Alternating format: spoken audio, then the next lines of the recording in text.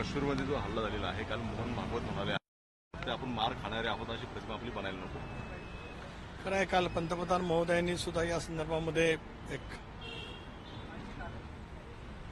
देशाच्या वतीने भावना व्यक्त केल्या.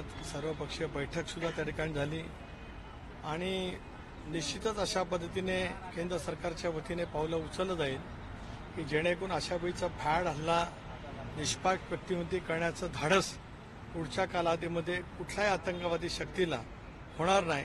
या पद्धतीने भारत सरकारच्याकडून कार्यवाही निश्चितपणाने अपेक्षित आहे. नरेंद्र मोदी साहेब, अमित शाह आणि सारं राजनाथ सिंगजी, केंद्र सरकार, मला असं वाटतं या संबंध गोष्टीमध्ये पूर्णपणाचं लक्ष घालत त्या कारवाईची कदाचित केव्हा होईल मला माहीत नाही, कारण शेवटी जे काही या संदर्भामधली इतर जी काही कारवाई करणं अपेक्षित असतं ती भारत सरकार करेल. चूक झाली याची मान्य देखील केलेलं आहे सरकारने. काल सरकारने मान्य केलं, ठीक आहे, परंतु अशा घटना ज्यावेळेला घडतात त्यावेळेला काश्मीरमध्ये गेले वर्षानुवर्ष शांतता प्रस्थापित होती.